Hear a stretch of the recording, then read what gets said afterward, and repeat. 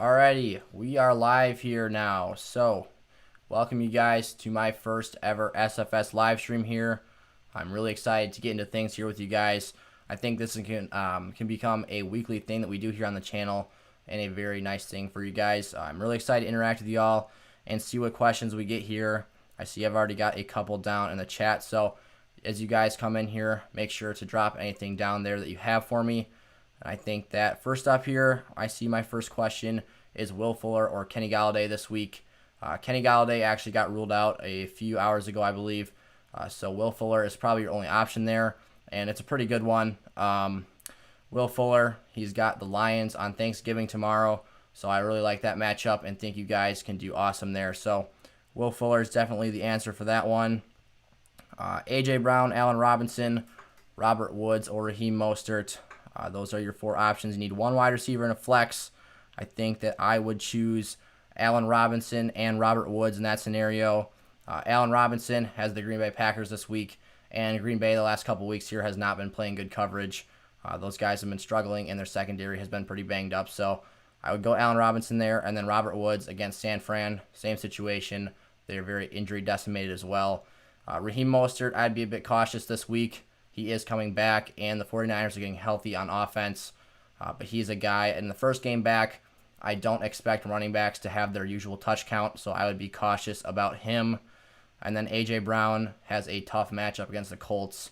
I was actually pretty worried about him in their first matchup just 2 weeks ago, and he only had one grab in that game.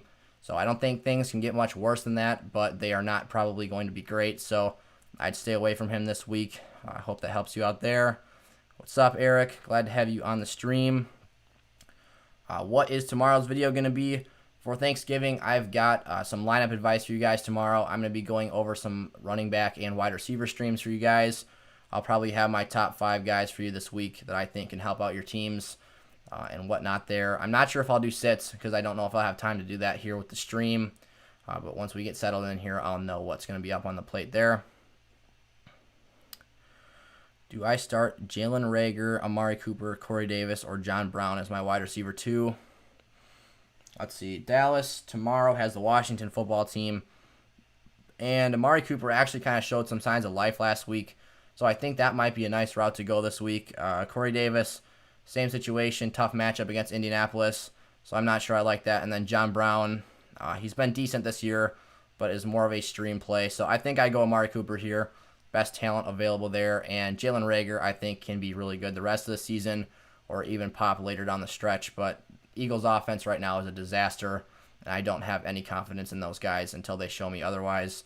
It's really unfortunate. I think they have a lot of talent there, but Philly's been struggling mightily. Do I think Swift will play in Week 12? I really hope he does. Deandre Swift is one of my favorite guys in the league right now. I think he's one of the most exciting rookies to watch, and he was great against Washington when he played. I was not expecting him to be that good, and for a rookie, I think right now he's one of the better guys after the catch in the league, so I really hope he plays tomorrow. If he does, I would be cautiously optimistic starting him. I think he is probably a high-level running back 2 producer. I wouldn't expect those crazy numbers we saw against Washington, but if he does play, that's great. He actually was at practice today, but with a concussion, I think you can come back and be limited but not be cleared for contact. So that'll probably end up being a game-time decision, and I would stay posted on that and keep up to date there. Mike Davis, Chase Claypool, Curtis Samuel, or T. Higgins for your flex. I actually like Curtis Samuel has been great lately. 4 of his last 5 games, I believe he's got 13 plus half PPR points. He's been pretty good.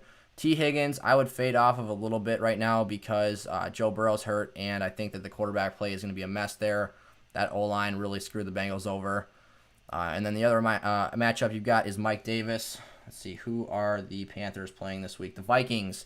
Ooh, I kind of like that. Mike Davis is probably going to be the starter this week.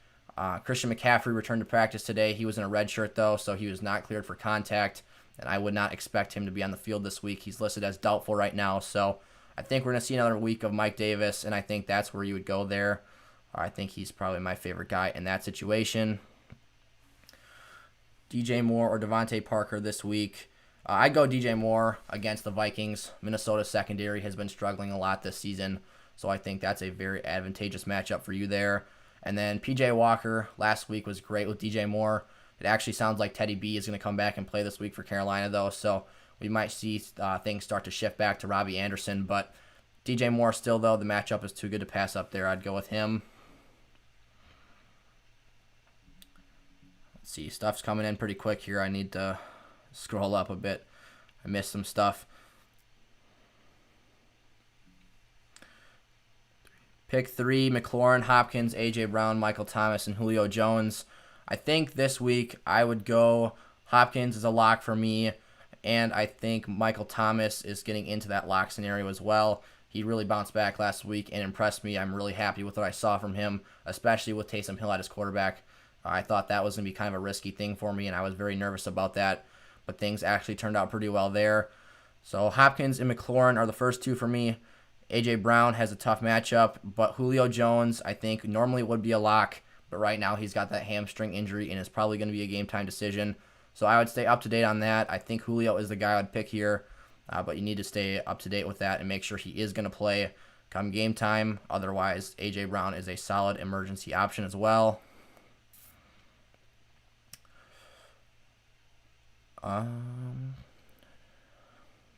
He traded Kareem Hunt and Chase Edmonds for Swift. Yeah, I mean, that's solid, I guess. Deandre Swift can put up running back 1 numbers, and he's a guy I think can have high-level production here the rest of the season. I think that Chase Edmonds, he's a very good flex play and a very good handcuff in that Cardinals offense. And Kareem Hunt is very good in PPR as well. But if you're looking for the guy who's going to be the highest end starter for your teams, Deandre Swift is that guy for you. So that's a solid trade there. Good way to upgrade your RB core there. How would you rank these guys in wide receiver PPR format for the playoffs? Ridley, McLaurin, and Allen Robinson weeks 14 through 16. Off the top of my head, if I can remember correctly, Allen Robinson has a very good playoff schedule, so he's got to be up there. I can check in on Calvin Ridley for you right now. Ridley has weeks 14, he's got the Chargers. Week 15, he's got Tampa Bay. And week 16, he's got Kansas City. Tampa Bay and Kansas City might be a little stingy.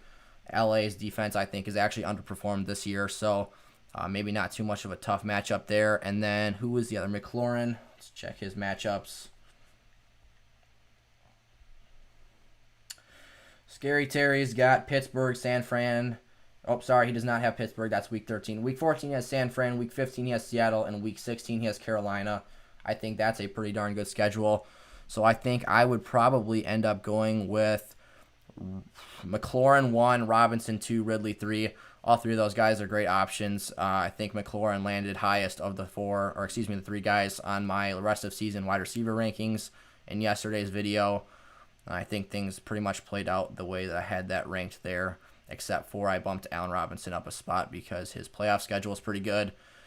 Who do you start this week? James Conner, Kenyon Drake, or Montgomery at RB2? David Montgomery has a really nice matchup this week against Green Bay, but the line for Chicago is so bad, I don't think you can trust him regardless. I would not really be in favor of doing that. I think that's kind of a risky play for you guys. James Conner this week against Baltimore. That game just got delayed.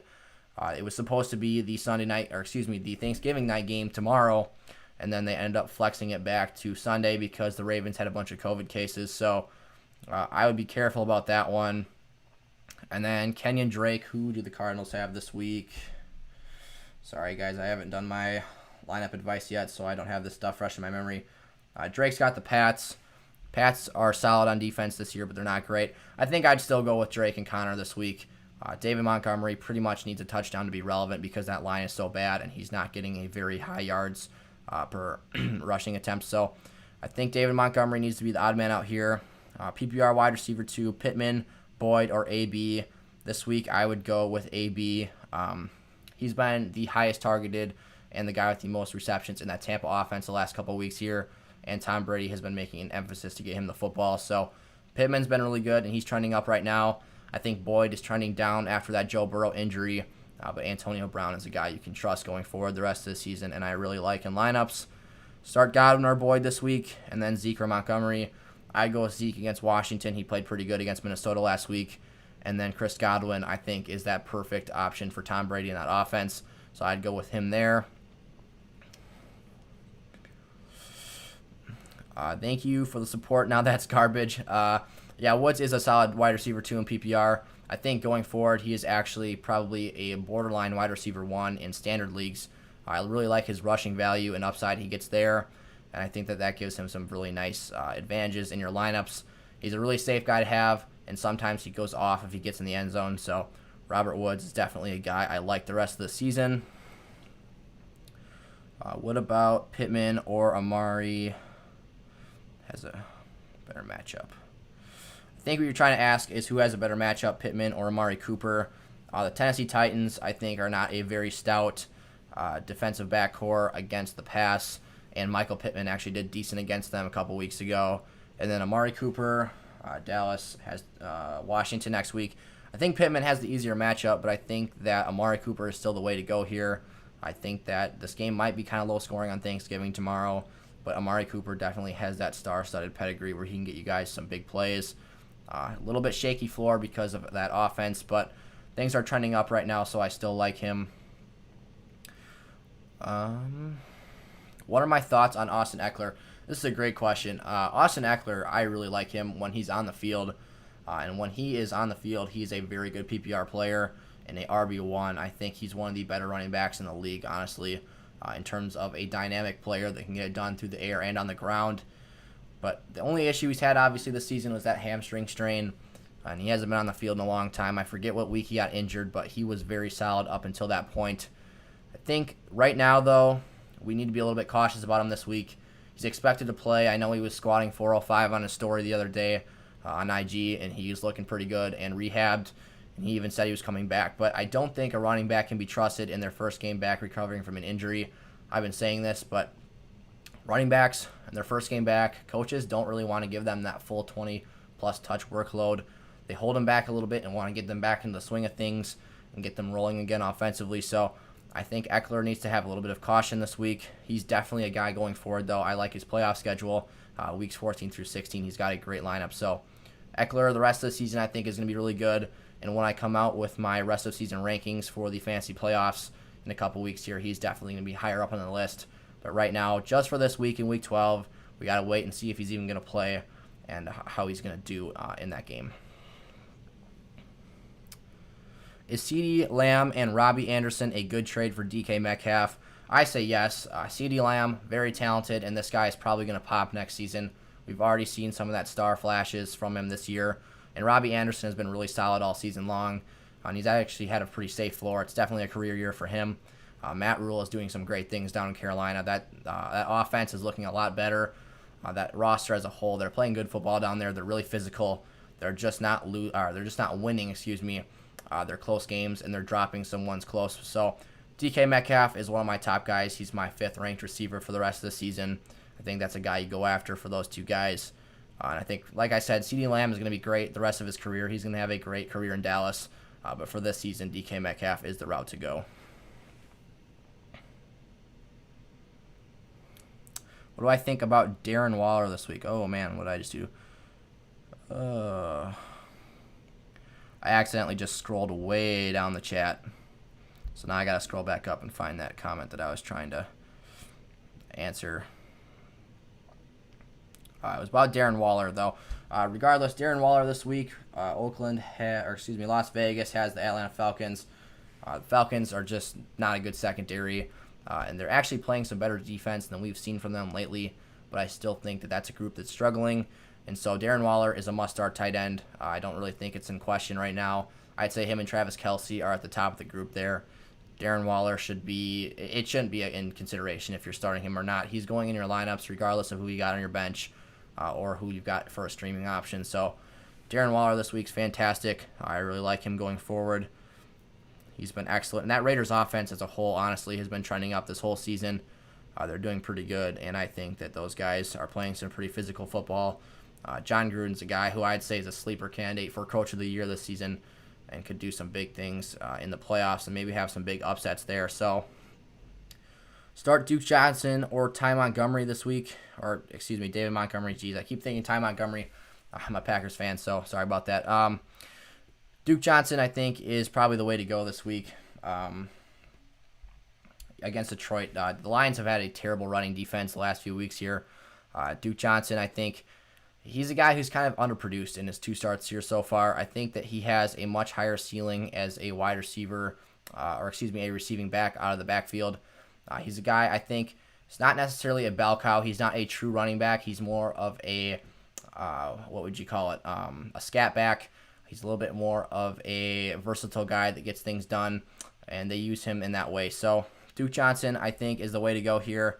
Like I said, probably not a 20-touch guy and a pure runner, but as a receiver, he gives you some value, and I think that they even use him on the goal line right now without David Johnson in the lineup. So Duke Johnson's the way to go there.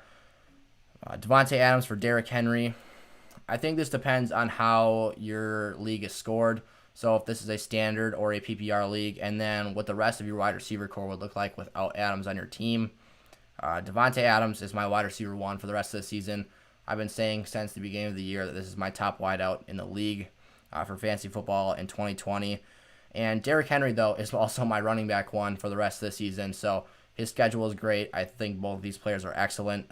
Derrick Henry and running backs are probably the more scarce position in lineups. So that probably is advantage Henry. But obviously Derrick Henry does not get that passing volume. So if you're looking for a PPR play, Devonta Adams might be who you want to stick with here. But if your wide receiver core is set without Henry, you absolutely take this move, because finding a workhorse running back the level of Derrick Henry and a guy who's leading the league in rushing is very hard to do. So I think you ultimately accept this, but if Devonta Adams and that loss on your team would ultimately demoralize your wide receiver core, I think maybe you have to think twice about it. But on paper, this says Derrick Henry for me. Metcalf this week. Seattle has the Eagles. Philly has not been great this season. Obviously, the NFC East is kind of a dumpster fire right now, and they have just allowed, or their offense really has been the issue. Their defense has been playing stout.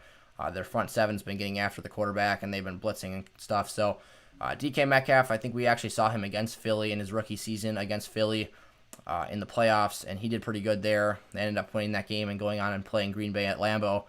But I think DK Metcalf will have a great game. I'm not really concerned about him. DK Metcalf is a must-start for me the rest of the season. I think this week against Philly is a nice matchup as well, and I think Darius Slay will probably follow him around, but he's been kind of beat up by some wide receivers so far this year, so he'll be fine this week. Taylor or Rager, I have a must-win situation this week. Antonio Brown is my wideout this week as well, but I do have Drake and Fulgham on my bench. I'm assuming you're talking about Jonathan Taylor here or Jalen Rager, so I'd actually go JT, and this is a bit of a risky play, but Jonathan Taylor's been kind of swinging back and forth in terms of his value in fantasy this season. We saw Hines kind of take that job over for a week or two, and then last week against Green Bay, Hines only had 9 touches to Taylor's 26, so I think Jonathan Taylor gets some of his workload back moving forward this season. I'm hoping he can do so because he's a player I really like in fantasy, so I was really high on him coming into this year, and I thought he'd be a league winner, but he's been pretty disappointing when you mark him up to that standard. But I think JT gets some of his touches back here and has a very nice floor. And against a Tennessee defense, against a Tennessee defense that's not too stout, I think he's got a nice opportunity. The only thing that might worry me a little bit about Jonathan Taylor this week, though, is that Nyheim Hines did have one of his best performances against the Titans, so we could see some of him again this week. I think the Colts, if it's not broke, don't fix it, so I think that's a mentality you could say is a bit of a red flag for Taylor's value this week, but I think he's certainly a better option than Rager, who right now has been not consistent whatsoever or dependable. Who's better for the playoffs, Cooper Kupp or A.J. Brown? I'd go A.J. Brown here. A.J. Brown's in my top 10 for rest of season wide receiver rankings. Cooper Kupp, though, he's surging up right now. He's trending up heavily. He had a great game against Tampa Bay, who I actually thought, on paper, that's a tough defense, but they've been slowly kind of bending and breaking little by little and a little bit more every week the last few weeks here. So ever since they played Green Bay, they had the most stout defense. They were running through Aaron Rodgers and made the Packers look silly. And then since then, the Saints made them look foolish, and then the Rams just beat them. So I think that definitely Cooper Kupp is a guy who's viable the rest of the season. I love him in PPR too. I think he's a really nice wide receiver too, but A.J. Brown is a wide receiver 1, so he's the better option there. If I'm correct, if I leave Taysom Hill at tight end, even though he's listed as a quarterback, he will still be there come game time. It won't move him on its own. I think this is correct, but here's the catch to that. I think that ESPN, because I think that is the only service that allowed you to take advantage of that. I think ESPN makes it so that if you have a invalid lineup spot on your roster, so like I've seen this happen with my IR spots before. I've tried and stashed a questionable. So a guy was on injury reserve, let's say, or listed as out, and he was eligible to be put on my IR. I have him on my IR, but the following week he's listed as questionable. It won't let me do things like add players off the waiver wire or edit the rest of my lineup and save it until I've moved the ineligible player out of that spot. So yes, you can keep Taysom Hill there, but you're not probably going to be able to touch the rest of your spots and save it into your lineup. So I think that's the one thing. It's kind of a trippy thing to finagle on your lineups. I think there's definitely a way you can pull this off, but once you move him out, he's not going to be able to go back. So if your lineup is fine the way it is right now and you like it that way, I mean, I guess you can be kind of scummy and do that, but other than that, you're going to have to move him out of there. Duke Johnson over Montgomery. Yeah, Duke Johnson I like against Detroit, like I said. Lions have had a really bad run stop, and Duke Johnson's pretty versatile. I like how he can be used as a receiver and a running back. No-fly zone. Yeah. Thoughts on James Conner? He's got a pretty difficult schedule here the rest of the season, so I'm a little bit lower on him right now. James Conner, let's see here. Let's read off what he's got the rest of the season coming up. If my thing will load. There we go. All right, James Conner has, in the fantasy playoffs, he's got Buffalo, Cincinnati, and Indy. Indy, obviously, being the number 1 ranked defense in the league right now. Baltimore this week, he did pretty well against last time. 15 carries for 47 yards and a touchdown. That touchdown pretty much bailed him out, but he was still able to produce despite having a very low yards per carry. And then he's got Washington week 13, and that Bills front is nothing to overestimate as well. So I think James Conner, there is a world where he's definitely a high upside RB2, but I think depending on him as an RB1 is risky the rest of the year. So if your trade deadline hasn't passed, he's definitely a guy I'm looking to flip the rest of the year. I really liked him so far. He's exceeded my expectations and outperformed what I thought he would do this season. But I think the time is kind of up right now, and it's time to move off James Conner if you still have the option. But he's still a solid play because of the volume he gets in that goal line offense as well. If you could only pick one from the waivers, which would it be? Christian Kirk, Pittman, or Corey Davis? I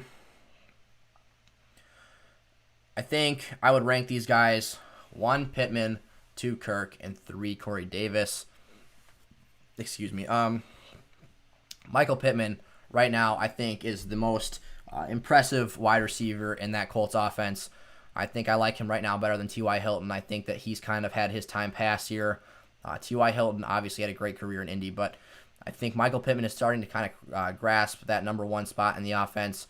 Phillip Rivers seems to trust him, and he made an explosive play last week against Green Bay, which I honestly didn't think he was capable of doing. I thought that he was definitely a solid prospect and a guy who could win jump ball matchups in the end zone and be a nice red zone threat, but he looked really fast after the catch and went for, I think it was a 45-yard touchdown against my Packers, and that really impressed me. So I like Michael Pittman there. That's not a heavy pass team, but a guy I think is pretty dependable here down the stretch. And then Christian Kirk gets my second-ranked spot of those 3 because I really like the Cardinals' offense. Kyler Murray is great. He's a bit streaky at times, which is why he's number 2 for me.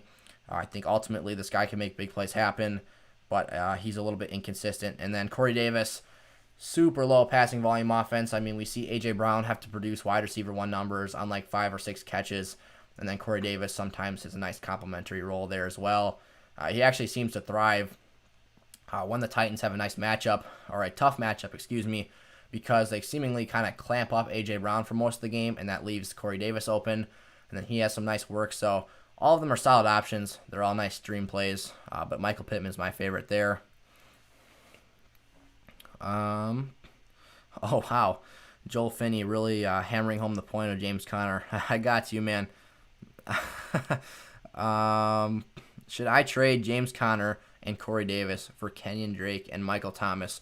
So I think the trade-off you're getting here, James Conner is the better running back in the deal, but Michael Thomas is by far the best wide receiver over Corey Davis. Kenyon Drake is a downgrade for me at running back over Conner, but I think Drake is a guy who he should really be an RB1 this year. You look at the volume he gets, he's just not efficient at all. I mean, he gets like 15 to 20 touches a game, but he does pretty much nothing with those carries, and unless he falls into the end zone, he's pretty underwhelming. So he's a guy I think can have the potential. If he breaks one away, he's great. But Michael Thomas is such a significant upgrade over Corey Davis. I think that's the reason that you would take this trade. James Conner, like I said earlier, has a tough schedule, so I don't mind doing this at all, even with the slight downgrade at running back and Drake. So, yeah, I think Kenyon Drake and Michael Thomas is a fair exchange for Conner and Corey Davis. Should I give Will Fuller or Robert Woods? Which one should I keep? And you want Myles Gaskin in return, and then after that trade, you're going to trade Conner for Michael Thomas. Is this trade better? Is it? If it is it better than the one above? I think this trade, you might be getting a little bit too cute here. I don't ever want to give up too much players in my trades, and I try not to make these humongous trades where I completely flip my roster over and trade 4 guys in exchange for 5 from the other team, and it just becomes a disaster. So I think that I like Will Fuller and Robert Woods the rest of the season.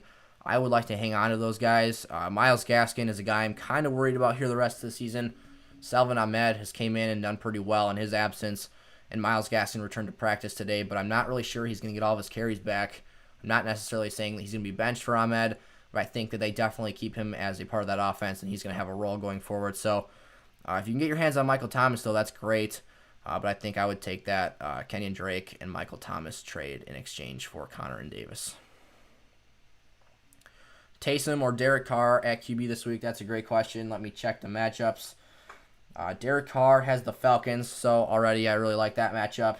And then the Saints have the Broncos, who have been really hit or miss this season. So that's a bit of a tough one for me.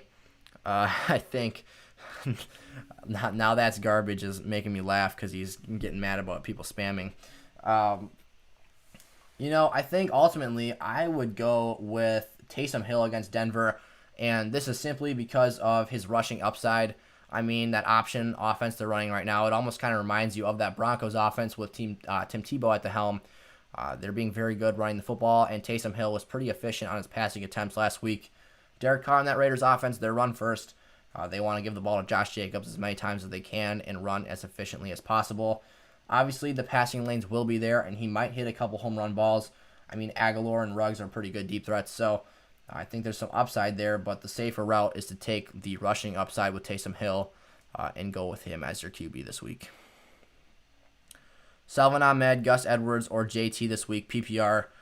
This is a tough choice. So, Myles Gaskin came back to practice this week. I'm not entirely sure if he's going to play, and obviously that has a huge impact on Salvon Ahmed's value. I didn't see Harris is in there as well. Damian Harris, I believe, is who you were referring to. Pats have... Can't seem to find them.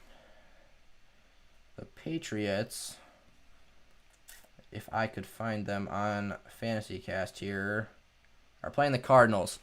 That might not be a terrible option, but it's PPR, and I think that Harris is definitely more of a standard play. Gus Edwards, you know what? Honestly, I think I'd go Jonathan Taylor or Gus Edwards this week. Gus Edwards fell into a great situation with Jk Dobbins and Mark Ingram testing positive for COVID.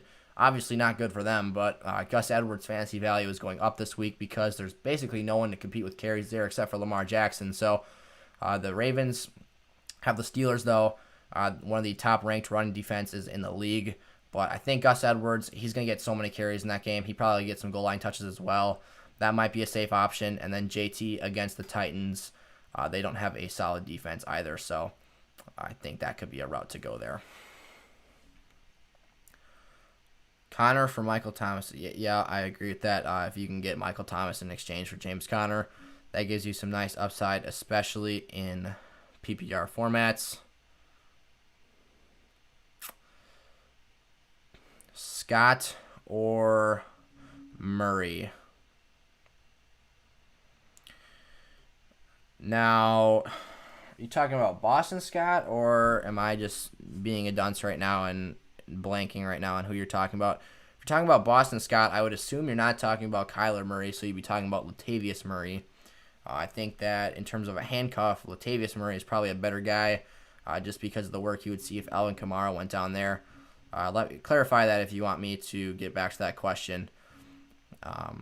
Yeah, I'm not really sure how to answer that. You're only allowed 200 characters.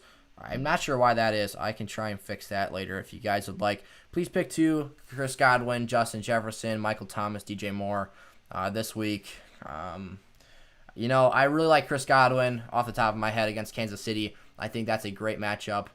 That's probably going to be a high-scoring game, so Chris Godwin is going to get his opportunities against the Chiefs. I mean, the Bucs are going to be playing catch-up with Pat Mahomes all game, and if their defense continues to look the way it has the last couple of weeks here, I think that the Bucs are definitely going to be throwing a lot. So, and then Justin Jefferson, the Vikings, who do they have this week? Vikings, they had Panthers. That's a stingy, underrated secondary. I think that Carolina definitely produces better than people would expect in the defensive category, in the secondary, in the back end there. Michael Thomas, probably the route to go here. Let's see, Saints play the Broncos.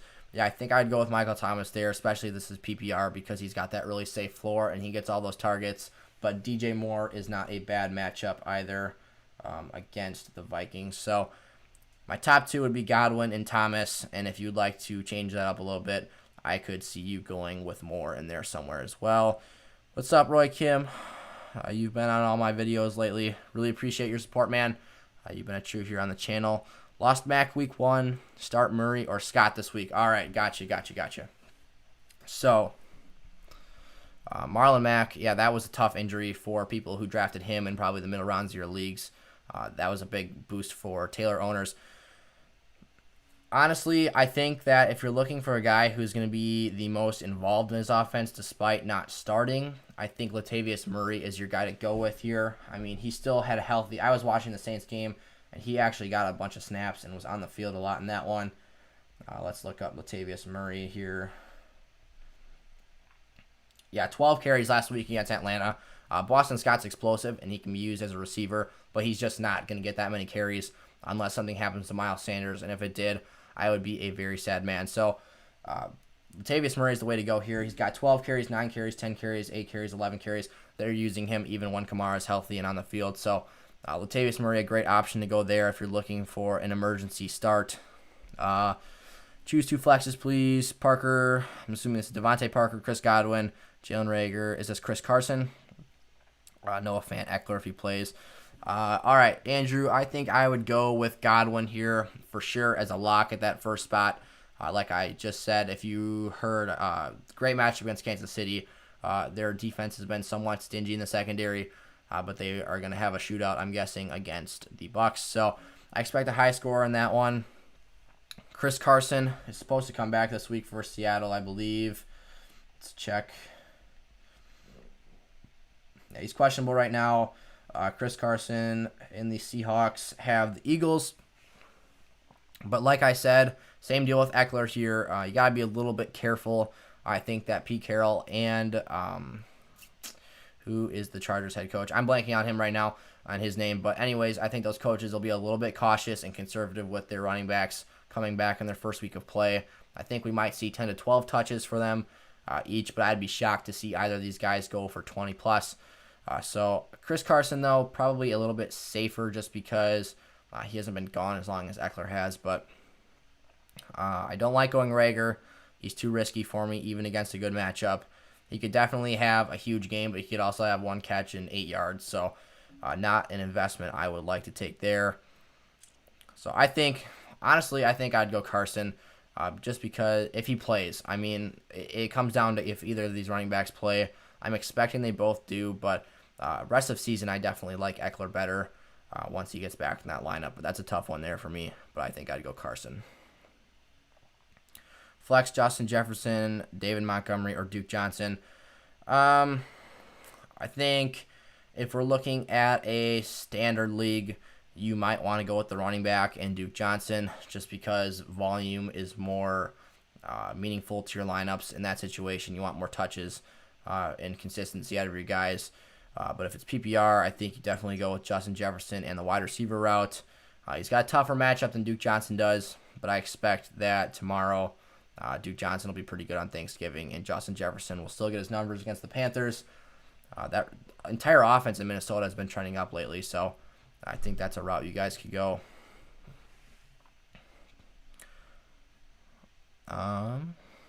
Thinking of starting Curtis Samuel over Kenyon Drake in my flex. Would you disagree?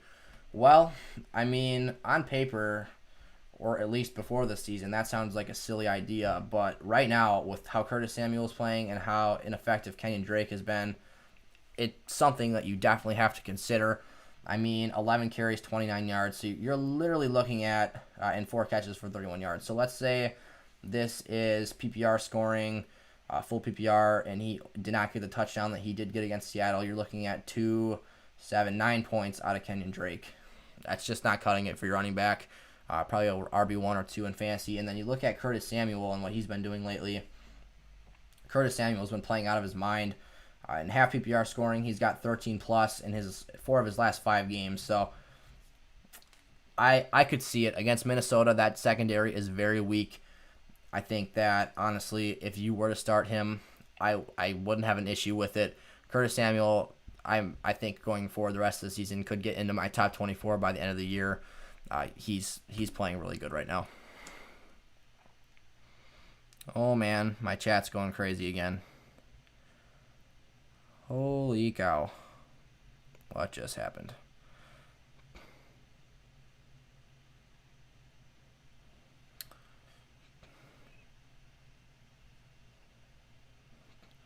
Oh, yeah. I see what you're saying, Roy, about my logo, my PNG there being kind of difficult to see. I can look into that after this is over and maybe fix things up for you guys.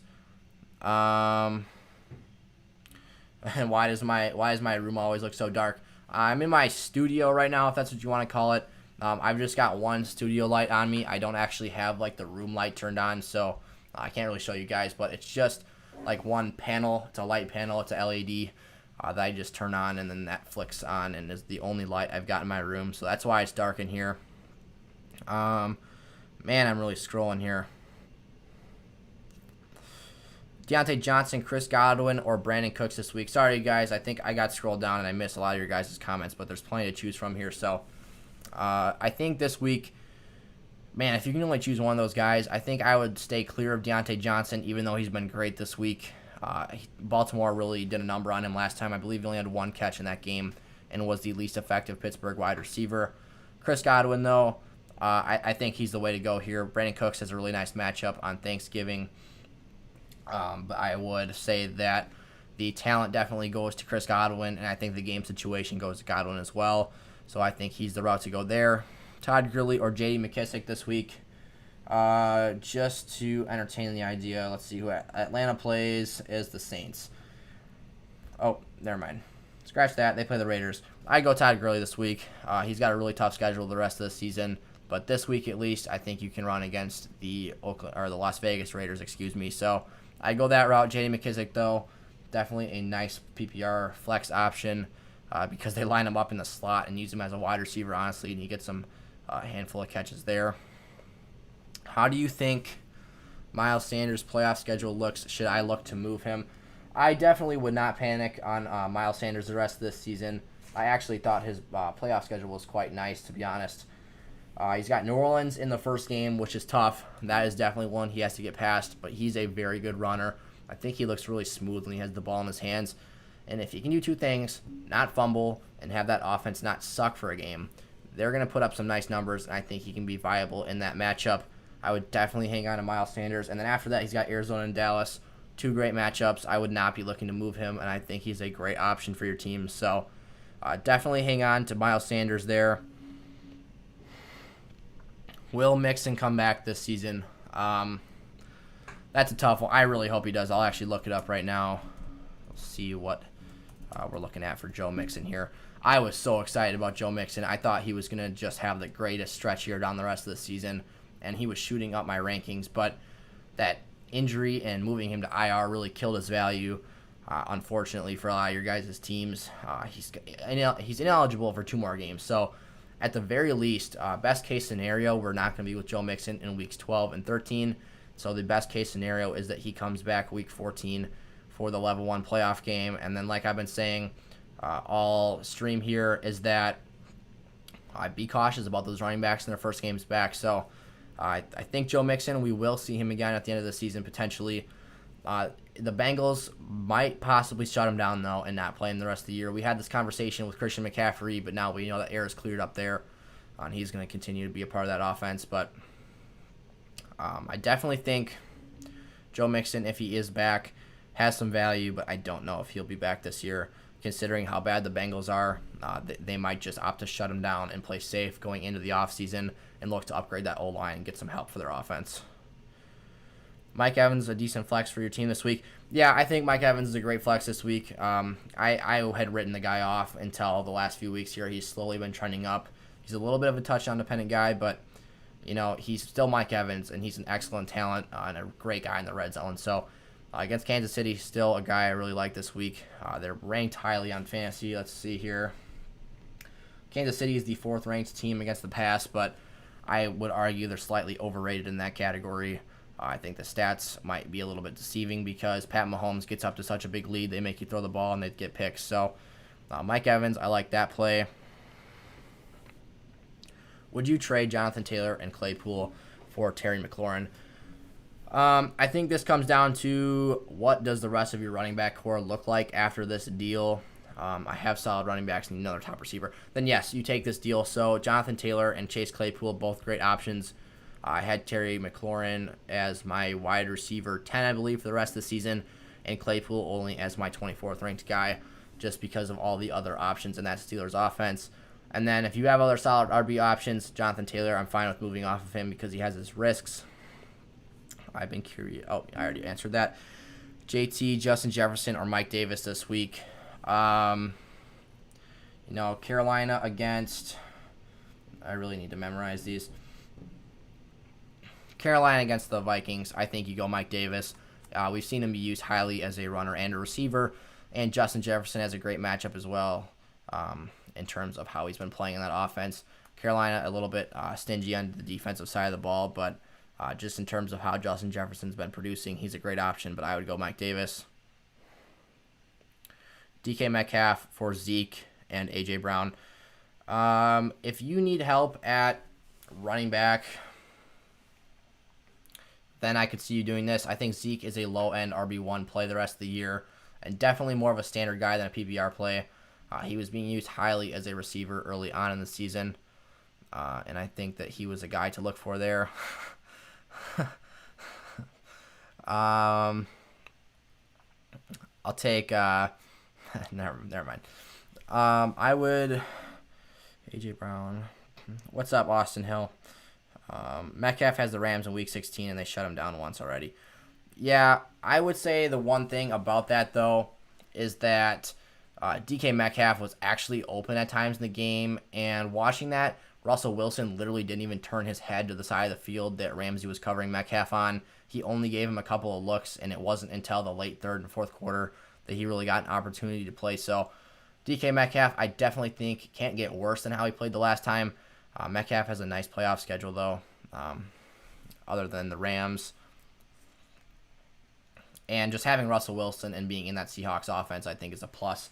Let me double-check that playoff schedule, actually, for DK.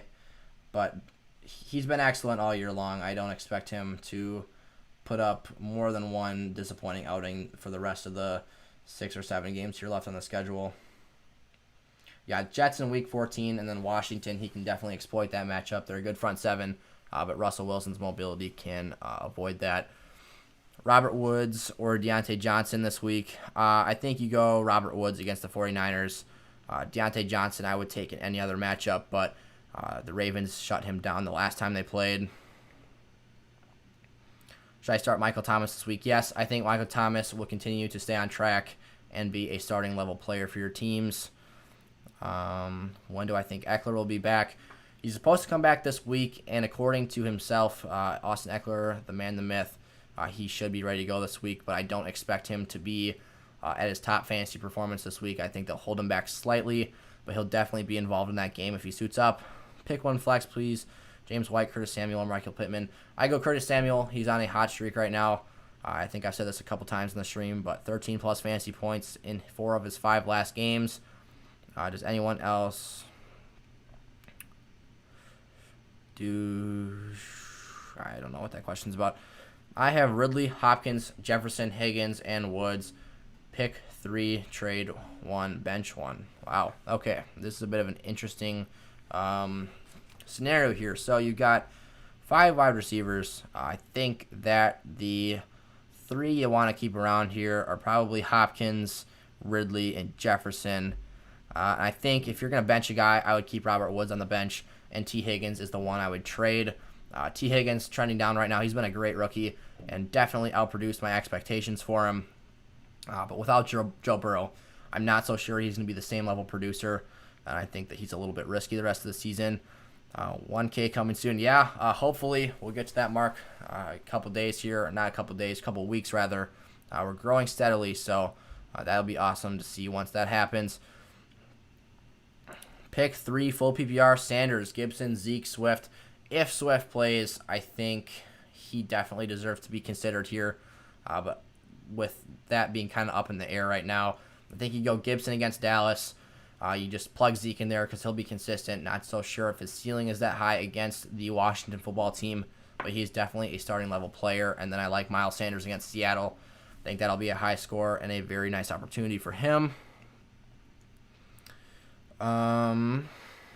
Who is better, Miles Sanders or James Robinson? Talent, from a talent perspective, Miles Sanders is better. I think this is one of the most talented running backs in the entire NFL and one of my favorite running backs in the league right now. He can get it done in a variety of ways. I think he's just a great prospect. He was a 5-star guy out of high school, and a guy that I think the Eagles stole in the draft. And James Robinson, though, is no bum himself. I mean, for a guy that was your waiver wire pickup, he's the entire Jags offense right now. They're starting Mike Glennon this week, so their only hope and prayer in that offense is James Robinson. He's a very fantastic and underrated talent himself, but Miles Sanders is better, and I think he's better in fantasy as well. Deontay Johnson or Jerry Jeudy or Christian Kirk at flex. Well, Judy's got the Saints, and the Saints have let up some big plays, but New Orleans is kind of on a steamroll path right now defensively. They have been great the last few weeks, so I would not look to mess with them. Deontay Johnson I'd stay away from as well. Baltimore has locked him up in their last game, so I think you go Christian Kirk here against the Pats. They've given up some big plays this season. Watson has no choice but to pass. Yeah, I mean, their defense puts him in a spot where he has to throw the whole game, and they have to catch up the entire game. So unfortunate for him there, but it makes him a great fantasy option despite the tough schedule down the stretch here. Josh Allen, Lamar Jackson, or Taysom Hill. Wow, not sure how you got all 3 of those guys in your team, but I think this week you go Josh Allen. Let me double check the Bills matchup, but just knowing that Lamar plays the Steelers, and he had a 3-turnover game, I think, against them last time, that's definitely a red flag for me. Bills. Who do the Bills got this week? The Chargers. Yeah, you go Josh Allen this week. No questions about it. Taysom Hill's a safe option as well because of that rushing upside, but Josh Allen is Stephon Diggs, and he's got rushing upside as well. They've been too good this year to bench at this point. Mike Williams or Corey Davis. Chargers have the Bills on the other side that match up with Josh Allen. I think you go Mike Williams if you're looking for a guy here. He's been very streaky, and at times he'll just kind of vanish from your lineups, but the other side of that is very contrasting, and he'll just go off and have 4 catches, 100 yards, and a touchdown. So Mike Williams is where I go with that because Corey Davis has a tough one against the Colts. Claypool or Gallman at flex. What's up, man? I think I would go Gallman this week. And really the reason for that is that with Freeman being out of the lineup, Gallman gets all their carries. And especially in standard leagues, he's very safe because of that volume he receives. And if he can get a touchdown, Wayne Gallman puts up really nice numbers. Chase Claypool, great wide receiver option the rest of the season. but against the Ravens, a bit risky.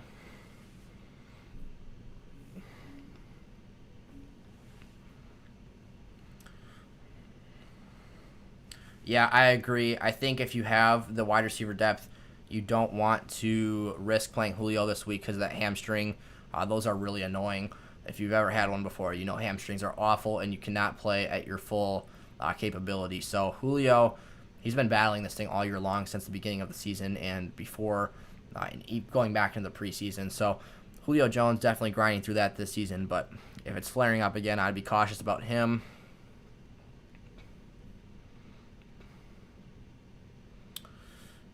Justin Jefferson, AB, or Mike Evans.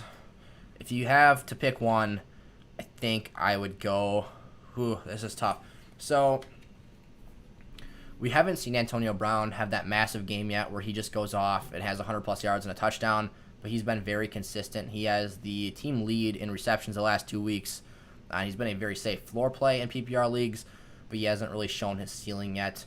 I think Mike Evans will probably draw the opposing coverage is top guy against the Chiefs. So I think that's the immediate guy that I kind of push to the side of the three.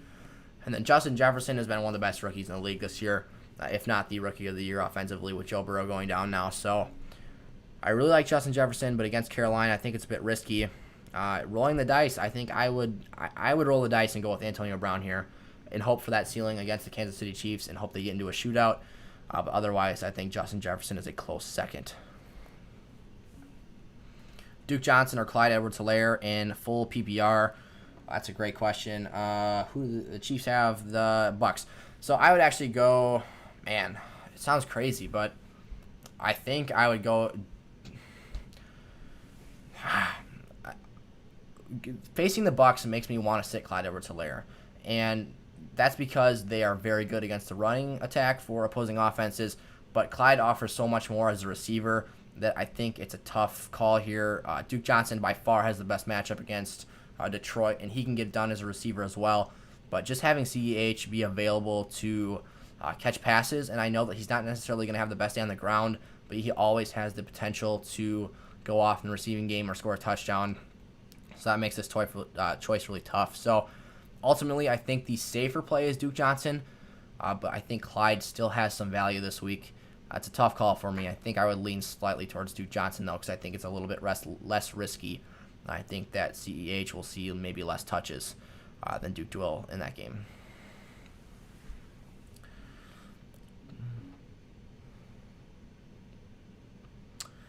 All right. Jacoby Myers or Cole Beasley. I like this one. This is probably a flex situation here for a team. Cole Beasley has been one of my favorite guys. Streaming wide receiver, he's been excellent all season long, and he's been racking up some really nice games here. I think his last outing, he had like 11 catches, over 100 yards, and a touchdown too. So he's been very underrated this year, and against the Chargers, I think he has another nice matchup. Jacoby Myers did have 2 nice games in a row that he strung together, but then last week he didn't do as great as the past 2 performances. So I think you go Cole Beasley here, especially in PPR leagues. He's been one of my favorite guys to go out and stream this year. Please pick 3 standard league scoring. Thank you for classifying what your league scoring is there. Aaron Jones, Mike Davis, Raheem Mostert, and Jonathan Taylor. Oh, man. Okay. My chat just did another update, and so I just got scrolled way down. So it was Mostert, Jones, Taylor, and Davis. I would kick Mostert out here. I like the other 3, and I think that Mostert just in his first game back, it's a little bit risky.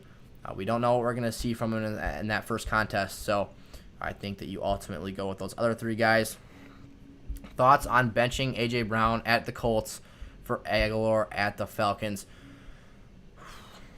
You know, that's a very interesting situation and something I think is very... It requires you to think about it because Aguilar has been great the last couple weeks. He had went off against the Chiefs last week and scored a touchdown. He's actually had really nice games this season, and A.J. Brown, we saw, only have 1 snag against the Colts in their last matchup 2 weeks ago. I think it's definitely something to consider here with the Falcons being so poor offensively, or defensively, in the back end. And the thing that makes this really tough for me is that both the Titans and the Raiders' offenses are low passing volume teams, and their run first offenses just want to pound the ball with Henry and Josh Jacobs. I think ultimately I would still take the safer route of A.J. Brown just because of the talent, but it's certainly something you got to think about. And if you can risk it a little bit and want some higher upside, I think you go Aguilar here. I mean, neither of these guys are going to have a ton of catches because I think they both, like I said, want to run the football. But it's definitely an interesting situation to be in. Mostert, Gaskin, Mostert, Gaskin, Lockett, or Connor. Mostert and Gaskin might return this week, half PPR. Yeah, so I'm assuming that one of these spots or both of these spots is for a flex play because you've got a wide receiver in there. I think I would go with Connor and Lockett. Just because Tyler Lockett and Russell Wilson, I think that's a great duo and one of my favorites in the league this rest of the season going forward and right now. James Conner, like I said, tougher matchup this week against Baltimore, but if he gets in the end zone, he's going to be productive as well.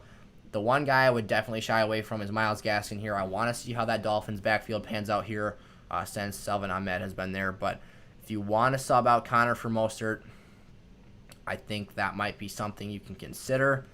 I think Mostert, he was putting up RB1 numbers when he was in the lineup in the earlier parts of the season. I really liked him, and he was doing great for my teams that I had him on. So Raheem Mostert definitely has my trust when he's being used to his highest extent and fullest potential. But then when you look at his defense, he's playing against the Rams, a little bit of another tough matchup there. So I would go Lockett and either Connor or Mostert there. Justin Jefferson, Cooper Kupp, Deontay Johnson, or James Conner full PPR. I would go and lock in Jefferson and Kupp this week. I think that is almost, to be honest, a perfect combination, if you will, of having a really nice solid floor in Cooper Kupp because you know he's going to get those attempts, he's going to get those receptions that are going to give him that value in PPR. And then Justin Jefferson is kind of your ceiling play that you're hoping has a big catch. Not necessarily as high of a volume play, but a guy that can go off and explode on a catch there. So I like those guys over Deontay and James Conner because of their matchup against the Ravens. Kamara and Fulgham for Aaron Jones, Juju, and Justin Jefferson. Who wins this trade? If you're looking at this from a standpoint of who wins and the pure value received, I think that right now the answer is Aaron Jones, Juju, and Justin Jefferson. However, I am highly against trading Alvin Kamara right now. Kamara, he didn't catch a pass in week 11. That's just the stats and the facts. But I'm not worried about him going forward.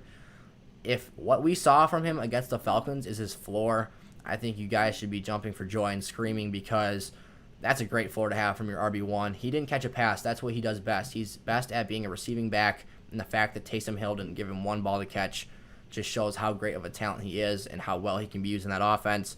But Aaron Jones, I have him slightly lower on my rest of the season RB rankings. Still a great play. His ceiling and stock is down slightly right now just because of how the Packers have been playing. But then Juju and Justin Jefferson are fantastic receivers to get in return. And Travis Fulgham's not a guy I'm all that excited about either right now that you're giving up with Kamara because he's been a dud the last 2 weeks. So I think like I said, from a pure value perspective, the Jones side wins. But I would still keep Kamara if I was in that situation. And if you're receiving Kamara, I would 100% take that deal if you have other wide receiver depth. Start Allen Robinson or Deontay Johnson. Definitely go A-Rob this week. He's got the safer floor. Deontay might have a higher ceiling and is more explosive in that offense. But Allen Robinson is definitely the guy who's going to get more receptions and targets in that offense. He's the only Bears receiver or weapon offensively that's reliable. So you got to go with A-Rob there.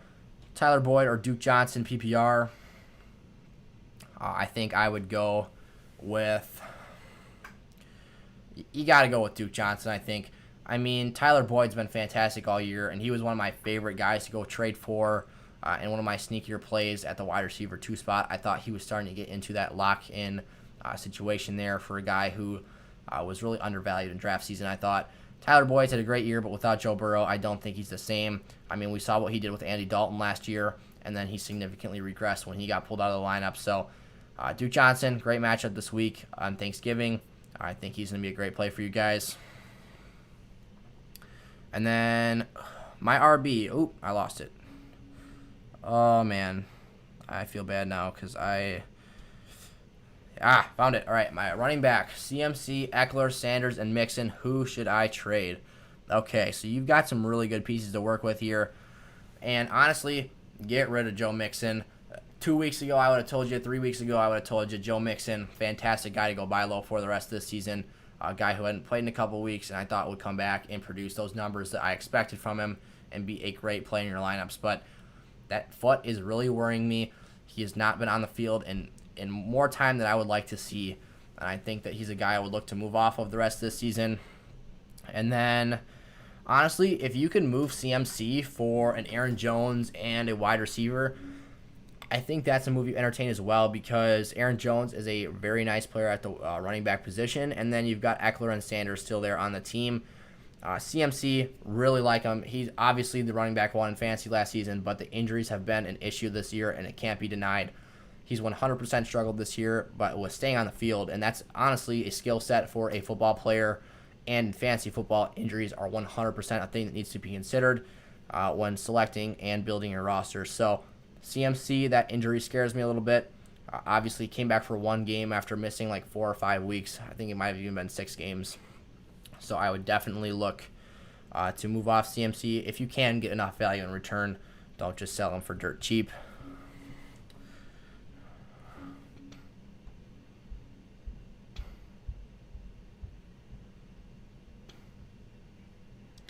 And A.J. Brown, no more than 50 yards or a touchdown in 3 games versus the Colts.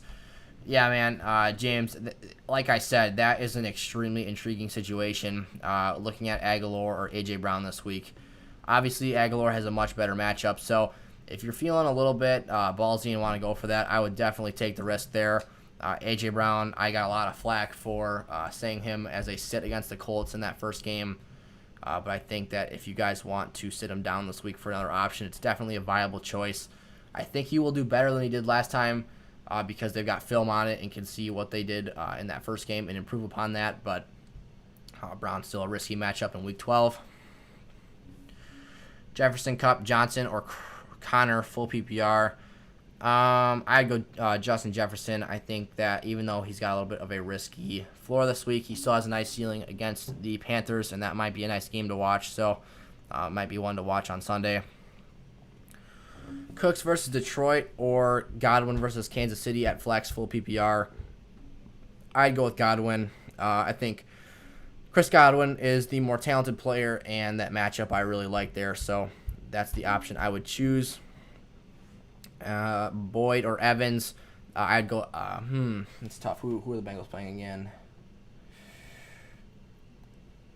New York. Ooh, I mean, who actually? I need to look into this. Who is going to be the starting quarterback? I believe it's Ryan Finley. Looking up the Bengals depth chart right now. I'm looking to see who their guy is going to be in place of Andy Dalton for the rest of the season, just out of curiosity. Brandon Allen. Okay. That's not... Ryan Finley is actually their second stringer. Okay. Yeah, definitely not starting Tyler Boyd then. Tyler Boyd's been great all year, but his time is up. Definitely sell him if you can. Mike Evans against Kansas City is the way to go there. Going back to James one last time about this Aguilar and Brown thing, I think it's definitely a route you could go. It does sound crazy on paper, but when you really dive into the details, that is definitely a safe option you could go with. Aguilar is safer this week than A.J. Brown is, and I think has a higher upside as well. So it could turn out and be a disaster, but it could also be very rewarding. My other league, my running back is Henry and Mostert. Yeah, I think this was probably in response to something I talked about earlier. Sorry about that. I forgot what I was talking about in regards to that, but those are 2 solid running backs if Mostert can come back and produce the level of play that we saw out of him in the first quarter of the season. He's a great option there. PPR league, who do I start, Allen Robinson or Deontay Johnson? I got you, Ethan. I would go with Allen Robinson this week. Deontay Johnson, the Ravens, that's a tough matchup, and A-Rob gets a lot of targets in that Bears offense and is the only dependable guy in Chicago. So I'd go there this week. Who do I pick up, Deebo Samuel or Michael Pittman? Deebo Samuel is another guy who I thought was being heavily slept on in draft season, and I really liked him, but the guy just can't stay on the field. Deebo is one of my favorite guys in the league, honestly. I loved watching him play as a rookie, but I think you go Pittman here just because Deebo hasn't played for more than a couple weeks at a time. The injury risk is certainly a real deal with him right now, and this season it might just be one of those years for Deebo where he's just got an injury-cluttered year and he just can't stay on the field. So Michael Pittman's trending up right now. I would go add him. What do I think about T. Higgins next season?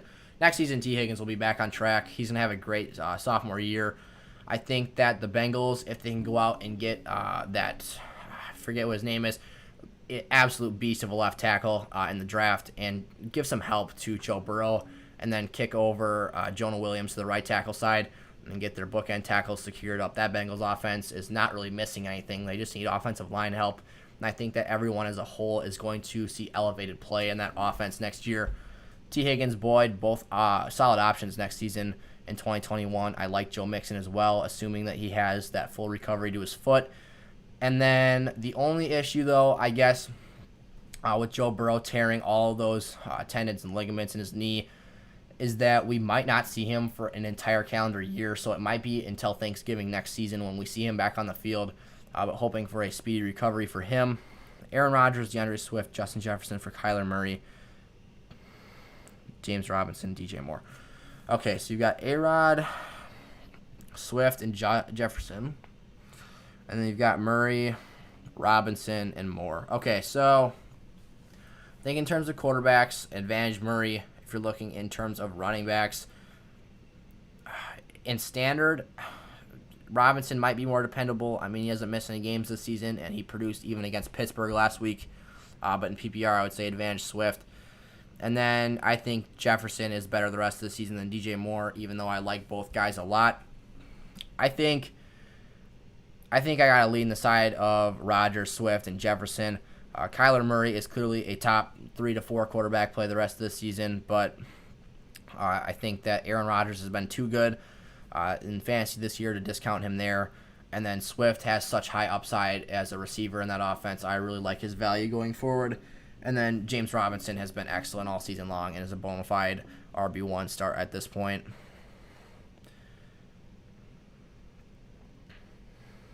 You think you're going to trade away James Conner? Yeah, I think that's a solid option and move as well for your teams.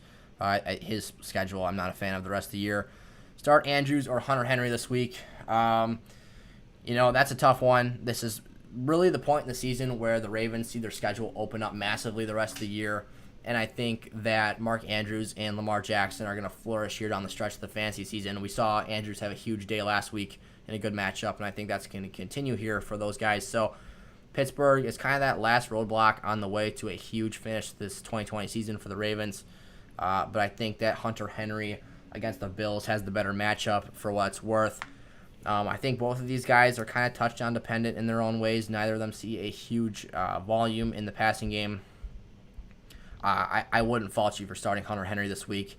Steelers are so good in coverage. They were better when they had Devin Bush, but bringing in Avery Williamson helped a lot at inside linebacker. So I think I might err to the side of Henry. Zeke or Jefferson at your flex. If this is a... let's look at Zeke's numbers here. I'm actually not really sure how he's been doing as a pass catcher here. I know he was excellent to start the season out, but I'm not sure. I think he tapered off a little bit, but maybe not too much. Yeah, he's definitely seen a decline in his receiving volume. So in standard leagues, I think you go Zeke, and in PPR, you go Jefferson here. Zeke's still getting that heavy carry count. We haven't seen him go below 12 carries at all this season, so obviously great volume there. And then Justin Jefferson is just one of the more dynamic receivers in the game right now and a great rookie. So if you're in standard, go Zeke. If you're in PPR, go Jefferson. Do we think Adam Thielen will be back? I believe, let me look this up to make sure. I think Adam Thielen actually tested positive for COVID. So what that means, I think, for these guys, due to this new study that came out, is if you test positive you have to sit out of action for 14 days. Vikings will wait and see if Adam Thielen can play versus Panthers 6 hours ago. So we will see. I guess that isn't the rule. He was put on the COVID reserve list. Okay, so all right. So these reports are saying it might have been a false positive. He tested positive and then negative for COVID. So I guess if he tests negative every day leading up to that game against the Panthers, we might see Adam Thielen on the field this week. So I think that's definitely a realistic situation, and it might have been a false positive for him. So I would continue to stay tuned and up to date on that.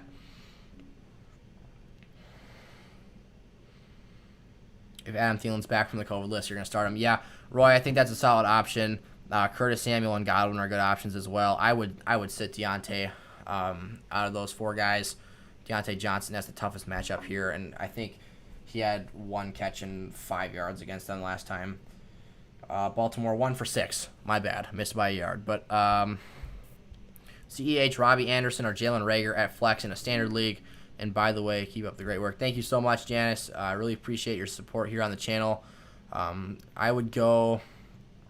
You can only pick one of these guys. So I would immediately sit down Jalen Reagor. I love the guy's talent, and I think he can be a new era Deshaun Jackson for that Philly offense. But right now, the Eagles have been so bad. Carson Wentz, I think, is on pace to have like the most turnovers in the league right now. And that was a crown held by Daniel Jones last season. So not great, not looking great for the Eagles right now. CEH, the Bucs front is very solid and not going to let him run the football, but he could definitely have a role as a receiver. So ultimately, I think Robbie Anderson might be the best option to go for your team this week.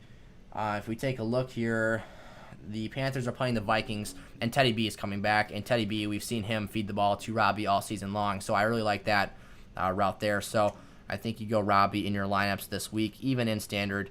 How do you think Eckler will be once he comes back? So once Austin Eckler gets back to the top-end production that he can have and have that ceiling that we saw back in like weeks 2 and 3, I believe.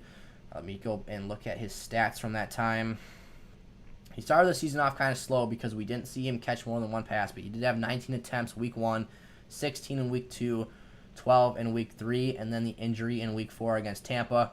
But we saw him catch 11 passes, 11 freaking passes against the Carolina Panthers. This guy has the potential to be a PPR monster and an outright RB1 and just a great player for that offense. So I don't expect him to get back to those monster touches in week 12 against the Bills. But I think that he definitely gets back and involved. So, yeah, Eckler, 17 catches, missed over half the season. Austin Eckler's a guy I love the rest of the year. If he comes back and looks great, looks like the guy we saw last season even. If you guys look back and played fantasy last year and remember what he did when Melvin Gordon was out of the lineup for that Chargers team, he was ridiculous when catching passes. I know Phillip Rivers is a great screen game quarterback, but Austin Eckler did most of the work after the catch. So, yeah, Eckler's a beast. The guy, he's the strongest pound-for-pound player in the NFL, I believe. Like, for a smaller guy, Austin Eckler's frame is not built like big. He's small and stocky. He's really compact and strong, and for his size, he has the ability to lift the most weight for his stature. But yeah, the guy's a beast in PPR leagues. He's a insane option, and I really like him as an RB1. So I think he'll be solid the rest of the year if he comes back healthy. Marvin Jones or Devontae Parker PPR. Miami this week has the Jets, so that's already off the bat a great option for your teams. And then Marvin Jones has the Texans. Oh boy, this is an interesting one here. Marvin Jones has actually been pretty good lately too, if I recall correctly. Yeah, his lowest outing in the last 5 games is 7 points in half PPR. So, and that 7-point game was his lowest last week against Carolina, who, like I've been saying, is a good team defensively in the secondary, and the Lions were actually shut out. So, I think you might go Marvin Jones this week. Devontae Parker has been kind of a disappointment this year. He was very good last season, but has kind of underproduced this year. He's currently the wide receiver 32, so a wide receiver 3, and Marvin Jones is trending up. So I'd go with Marvin Jones. I like that Thanksgiving matchup. Eckler is a high-end RB2. Yeah, in standard leagues, I would put him as a high-end RB2, and if he returns to form, I think he's a low-end to mid-tier RB1 in PPR scoring. I really hope he can get back to that point because he was one of the more exciting players to watch when he was at his peak. AB, Corey Davis, or Chark at flex. I would go with AB this week. I love that potential shootout we might see between the Bucs and the Chiefs. I think that's a really nice matchup there.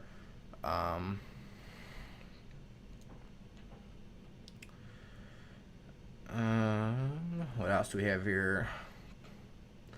I got Aaron Jones and Justin Jefferson for Julio and James Robinson because of Julio's injury and Robinson's bad schedule. Did I win? So I believe what you're saying is you received Aaron Jones and Justin Jefferson. If that's the case, you got an absolute dub in that one. Aaron Jones has a very nice playoff schedule, and Justin Jefferson does as well. I like both of those guys a lot as well, and they've got great upside. And then James Robinson and Julio, combining the tough schedule of Robinson and that injury to Julio's hamstring, I think that's definitely a win for you.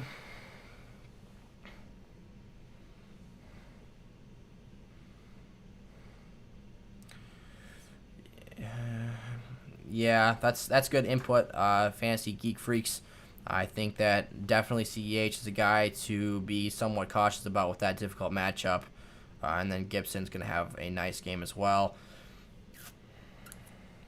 Will James Conner's workload really be cut down? I don't think James Conner's workload will be cut down. I think he will still be highly involved in that offense and be used as that bell cow back for the team.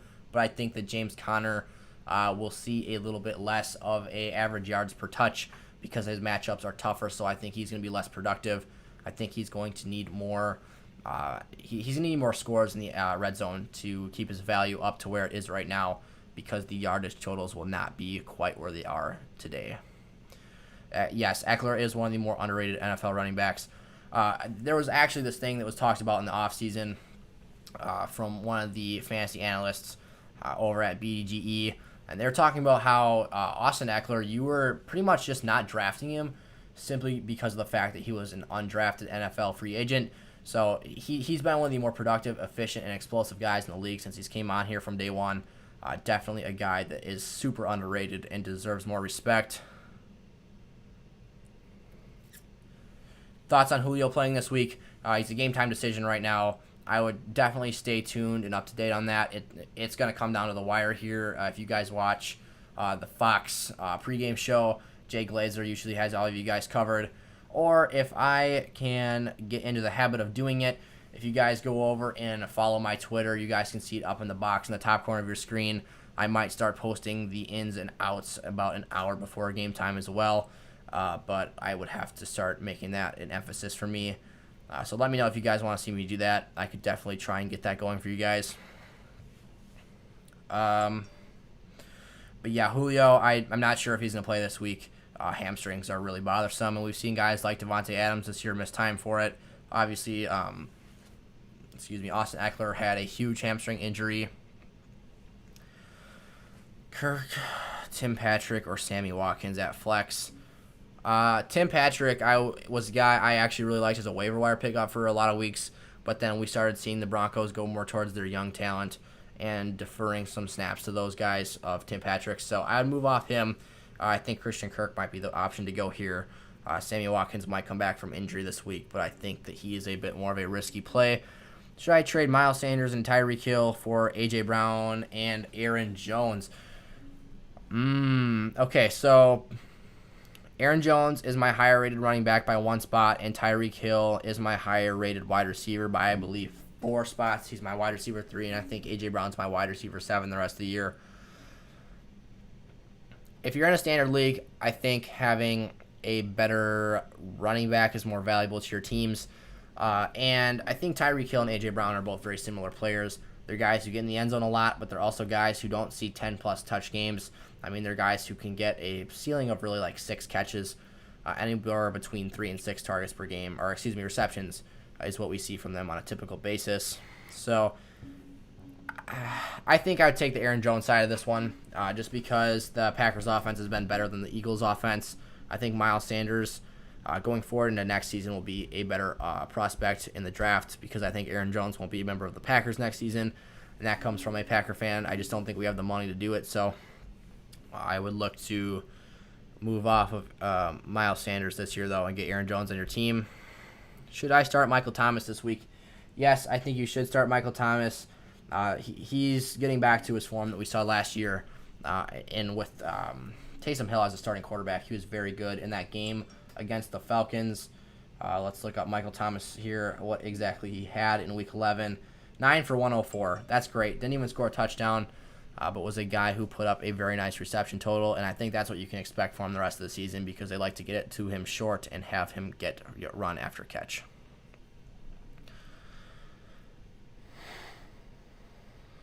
Drop Lazard for Sammy Watkins. I would actually hang on to Allen Lazard here for a week, and hear me out. So Allen Lazard came back into the offense after missing like 5, 6, 7 games. We hadn't seen him since Week 3. And he left the field on his best career performance and a monster game against the Saints defense. And right now, Sammy Watkins is coming off an injury as well, so he's going to get off to a slow start.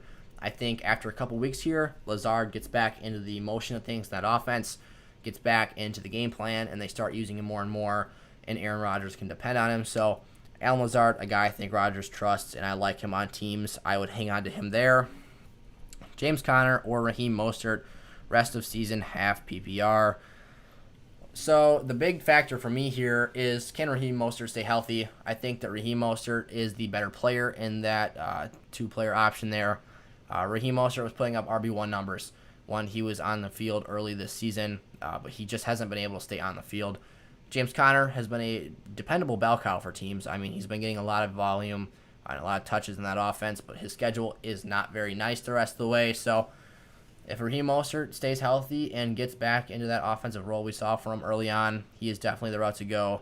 Otherwise, I think Conner, if he stays healthy, is another great option. I traded Sanders for Julio. I'm in the playoffs, and my other RBs are Henry and C-Mac. Was this a good move? Well, if Julio Jones... Okay, your running backs, your other two are very good. Obviously, it's Christian McCaffrey, the RB1 last season, and Derrick Henry was the rushing leader. So, two great options there. And I think Derrick Henry has the best playoff schedule for running backs this season by a mile. So, if Julio Jones can shake off that hamstring injury and become Julio Jones, obviously one of the top 3 receivers in the game right now, and one of the more talented guys of the last generation, then you win this trade. I think that Julio definitely can provide you some juice at the wide receiver spot, but you just got to hope that he can stay healthy. Antonio Gibson or Zeke this week in your lineups? I'd go Gibson. Antonio Gibson went wild against the Cowboys last time they played the season. Let's check out his stats from there.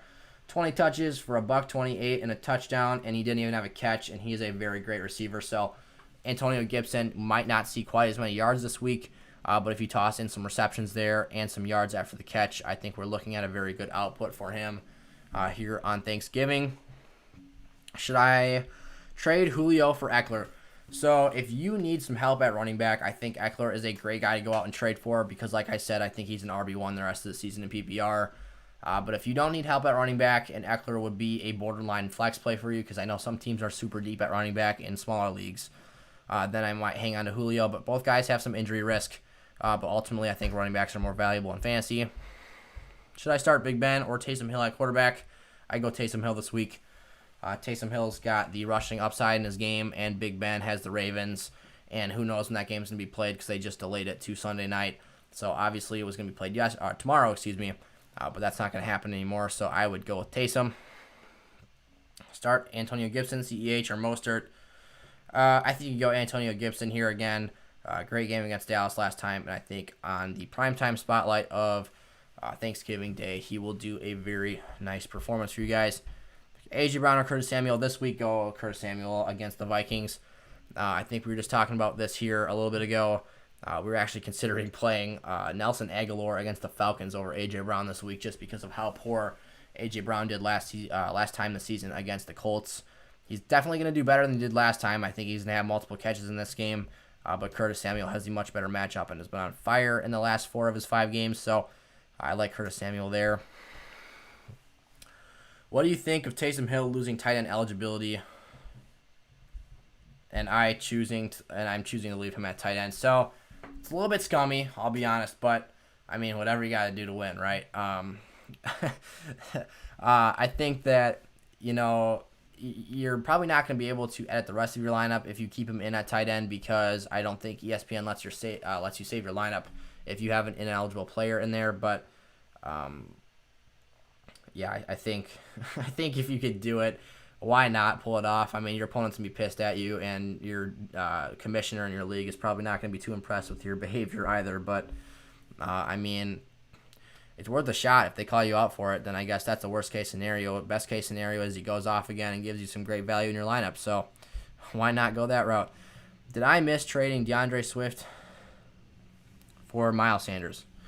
So I think what you want me to answer here is, did you lose this trade receiving Swift for Miles Sanders? And I think the answer to that is receiving Swift. Did you lose?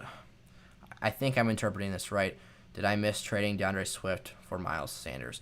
So you're getting Miles Sanders in return is what I think this trade is saying. And I have Miles Sanders rated higher on my rest of season running back rankings. Philly's offense right now, Philly's offense right now is just struggling. Sorry, I was reading another comment while I was trying to talk there. They're turning the ball over like crazy, and that's really what's hurting their running game. Miles Sanders is super efficient with the ball and a very good running back. I think he's one of the more talented guys in the league, and definitely a top 5 talent at the position, I'd even say. So Miles Sanders, I think you got the better end of this deal, and I really like DeAndre Swift going for it. So that says a lot about what I think about Miles Sanders, because I think DeAndre Swift is one of the top guys in the next 3 to 4 years here. Pick 3 PPR: Mike Thomas, Allen Robinson, DJ Moore, T. Higgins, or Antonio Brown. I think I'll go Mike Thomas here because he's getting back to form with that Saints offense, and he showed he can get it done with Taysom Hill. Allen Robinson, who are the Packers this week? That's right. Okay, I think ultimately I'm going to go with Michael Thomas, AB, and DJ Moore. I really like Allen Robinson, but I really like DJ Moore's matchup against, I believe it is... Oh, shoot. Okay. I had the matchups messed up in my head. Oh, okay. It's the Vikings. All right. So I like DJ Moore against the Vikings. I think that has a lot of upside there. And then Mike Thomas has been getting his receptions back as of last week. And I think he can continue to put up nice numbers in your lineups. And then AB against the Chiefs, I think will have a nice outing as well. Kip Rux, love the channel. Thanks, man. Appreciate the support.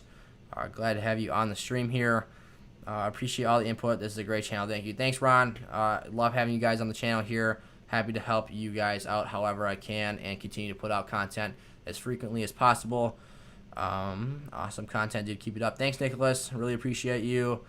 Don't start Hill at tight end. It won't give you any points, according to Joseph Dubowski. So if that's true, Joseph, I'm not actually sure. Let's look this up. Then that is a great pointer by you. And thank you for putting that in the comments because I did not know that would be an issue. So, let's see here. Taysom Hill. Fantasy.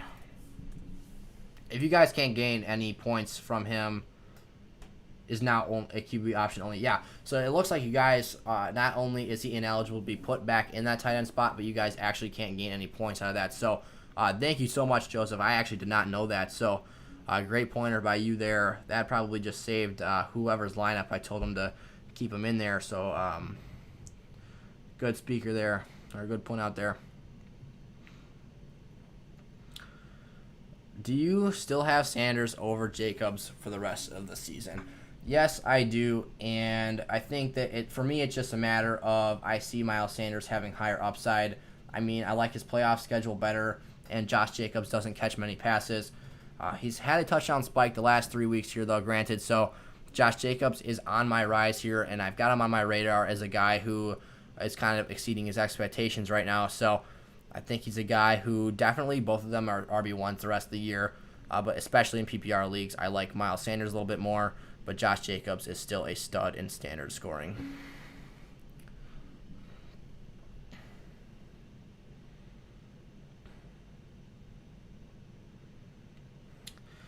All right. We've got a surge here in the comments about speaking French. I'm not really sure what that's about, but I'm just going to disregard that for now. Bonjour, ça va? I just heard Giovanni Bernard has a concussion, and I need a flex. Do I drop him for Gus Edwards? That's news to me, so let's look up Giovanni Bernard.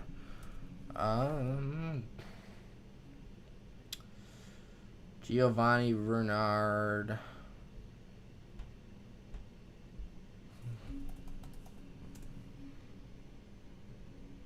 I guess he is on the injury report, so I think it's something to watch. Gus Edwards is a guy I think is going to get a lot of volume in his game against the Steelers on Sunday night because they're not going to have Mark Ingram or Jk Dobbins, so I think it's a viable option. I mean, Giovanni Bernard, he's going to have nice value, though. The thing is going forward with Joe Mixon out of the lineup, so I think that it's worth keeping Gio around on your team if you can. But for this week, I think that if he misses with the concussion, obviously then Gus Bus will be better.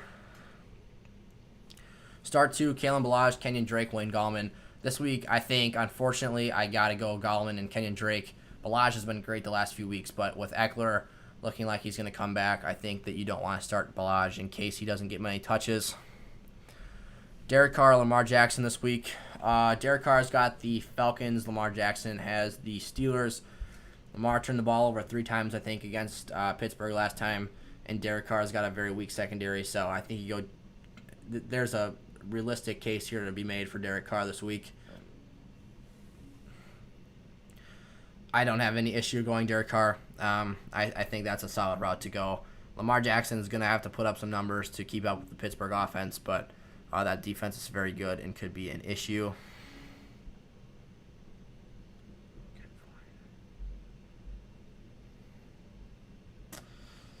What receiver can I get if I trade Julio? I would look to get someone who is a low-end wide receiver 1 type player. I think, let's take a look here back at my rankings. If you guys can go out and get a Michael Thomas for him, A.J. Brown, Stephon Diggs type players, Calvin Ridley, even his teammate, I like all of those options. I think that Julio is still one of the top talented guys in the league, but if you're in a situation where you can't really take the risk on an injury and want to move off of him, I think that it's worth moving off of him. Please see Twitter. It is asking about Taysom. He will get points. I'm a little bit confused by that. Not sure what you want me to do there. Should I start Gus, Clyde, or Connor? I think this week you go with either Gus or Connor. Both in the same game. Both have tough matchups. Front sevens on each team are really good. Both of them are going to get a high amount of touches, and those Baltimore and Pittsburgh games are always highly physical. So I think that's something that you should look out for there. But definitely the volume is going to be in the favor of those two guys. Clyde's got a tough matchup against Tampa Bay, and probably his only production will be coming as a receiver. If Sam Darnold starts, Jamison Crowder or Debo, I go Crowder. Sam Darnold and Jamison Crowder have been a very nice connection in their last 2 years together. And Debo Samuel coming off an injury. He's had some issues all season long with that, so I would be cautious about that going forward. Hopkins is questionable due to an illness. They don't think it's COVID.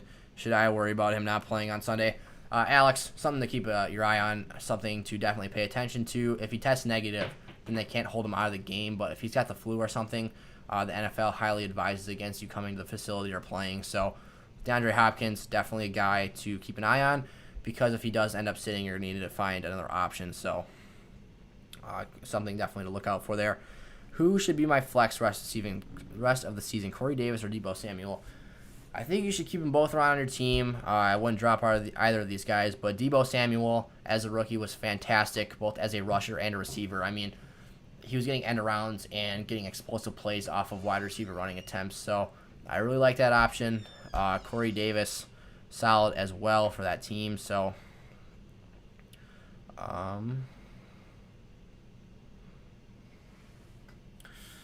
traded Lamar and Evans for Russ. Is that good?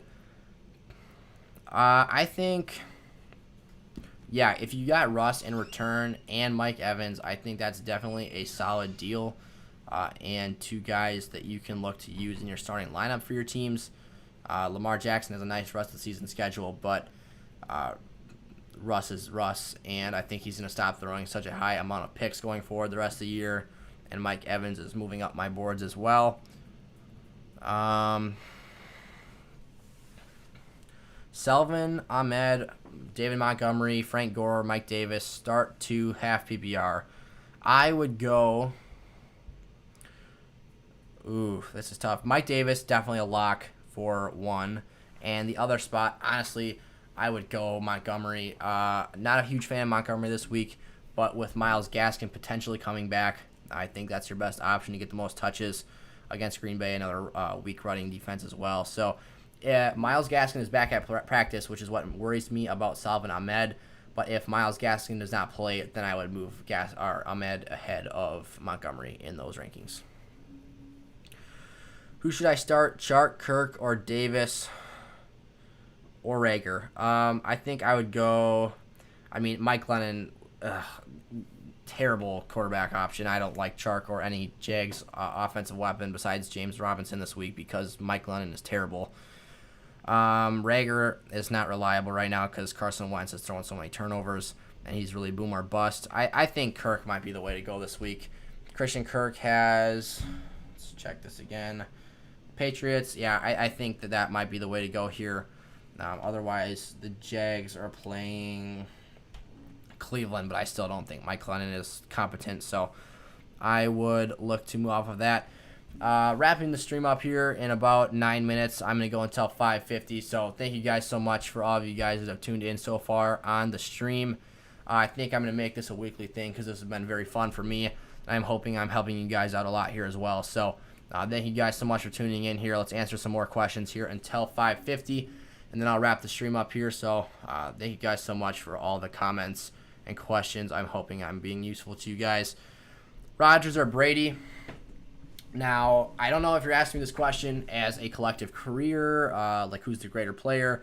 I'm not sure if you're wanting to... You didn't really put any context into this. I'm not sure if you want to know who to start this week. I'm not really sure if you're looking for rest of season. So I'm going to give you guys all three. Tom Brady is, in my opinion, as a Packer fan, Tom Brady is the greatest player of all time. With all those rings he's got, it's not really arguable, and Aaron Rodgers doesn't have the case to be made to be better than him. This week, Green Bay's got Chicago, and Tampa Bay has the Chiefs. I'll go Brady again. I think that there's going to be more passing opportunities and touchdowns for Brady on the plate this year. And then Tampa Bay has got a really favorable matchup schedule the rest of the season in the playoffs, I believe. Let me check Tom Brady's schedule. In weeks 14 through 16, he's got Minnesota, Atlanta, and Detroit. That's an instant win. I don't even need to check the Packers' schedule, even though I know they have a nice one as well.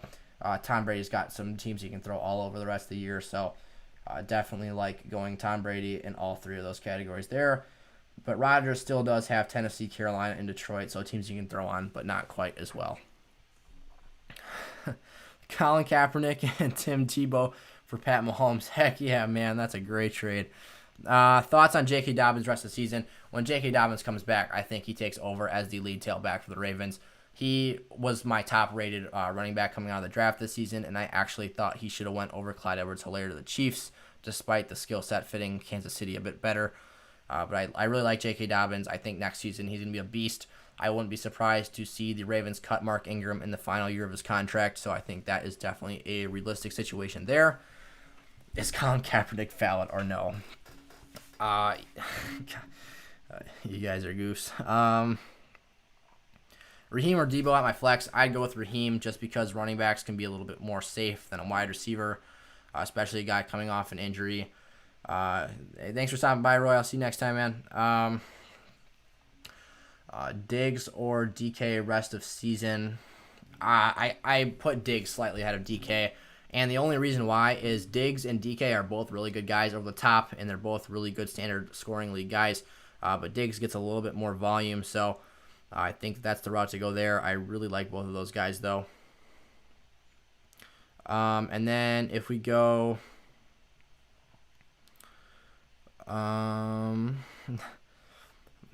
Thank you, Alex. I'm glad you enjoyed this. I'll see you next time on there. Robert Woods or Justin Jefferson this week. Let's check the matchups just to make sure. Jefferson's got Carolina, but I need to make sure who the Rams play. Rams have the 49ers. If you want a ceiling play, Justin Jefferson's your way to go. If you're looking for a floor option, then you go with Robert Woods. Both are solid guys to pick up, though, and start in your lineups. Who's a good sleeper this week? At QB, I have Lamar Jackson. So I think you're looking for a guy who you can plug in to start. Go look for a guy like Daniel Jones on your waiver wire. Danny Dimes has been underrated this season, and he is moving up the rankings. So I think that against the Bengals this week, I think that their confidence is going to be down. They're not going to be too hot the rest of this year without Joe Burrow. So I think that Bengals team might be a little bit disgruntled and just in a mess this year. So for the rest of the season. So I would go pick up Danny Dimes this week if you have him on your waiver wire. Otherwise, some options. Who are some other QB options you can go pick up off the waivers? Tua might be solid. I'm a little bit worried about him because he got benched last week. Alex Smith has been a guy who's been efficient in his last few games here. We saw 390 in his last outing against Detroit, and then in Week 11 he had 166, only a touchdown against Cincinnati. So maybe not quite as nice of a ceiling as I expected there. Derek Carr might be another guy who is a nice pickup for your team, though. He's been playing really nice this season, so I like him the rest of the year and that Raiders offense as a whole.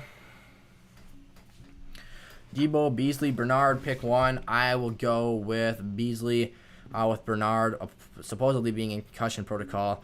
I'll take Beasley as a PPR play over those guys. He gets a lot of passing attempts, so I like him there. You've got Josh Allen, too. Yeah, that's a great second option. I think Josh Allen's a great guy to have in your teams. That's my opinion on Zeke rest of season. I think Zeke's a guy who has a really nice floor the rest of the year. He's going to be used highly in that offense and is a very dependable play the rest of the season, but I think his ceiling's a bit limited with the injuries they've got on that Dallas offense. How about Fulgham, Corey Davis, or Mostert at flex? I have to say go Mostert. Corey Davis has a tough matchup, and Fulgham has been absent in that offensive scoring chart for the Eagles the last couple weeks. He does have a great matchup against Seattle, but his production has worried me since some other guys have come back from injury. So I think you go Mostert here, or Fulgham, I guess I would give the second spot to over Davis because of matchups. Should I trade CMC straight up for Kamara? Yeah, if you can get Kamara in return, I think that's great. Alvin Kamara has shown a really safe floor, and that his ceiling is super high as well when he gets those passing attempts.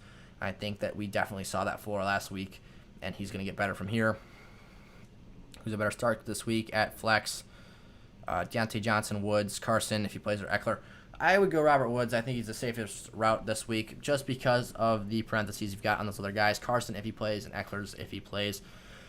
I love both of those running backs, and once they come back and remain healthy for a week, I love playing those guys. So I'd be cautious about them this week, and I think that Woods is your option to go with this week. I love Carson and Eckler the rest of the season, but this week I'm a little bit cautious about them. Justin Jefferson and James you're answering someone else's comment. Chark, Shepard, Boyd, Woods need two. I would tell you to go this week. Woods definitely for the first spot. I like his matchup against San Fran. He's got a really nice safe floor. And then it's between Chark and Boyd. Well, actually, Shepard. Let's check in on Sterling Shepard. I'm assuming it's since he's come back, Shepard's actually been solid and playing the Bengals. I think you actually go Shepard there. So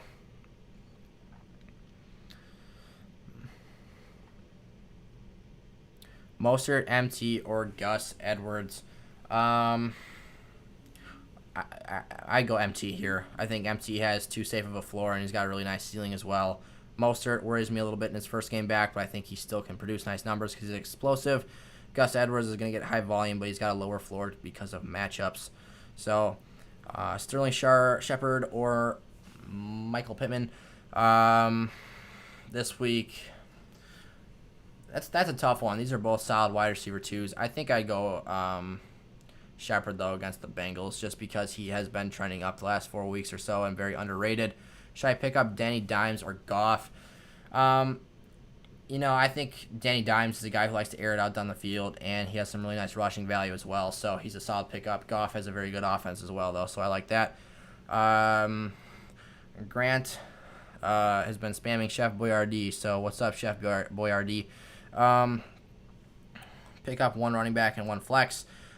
Pittman, Drake, Gallman. I go Gallman at running back and Pittman at your flex.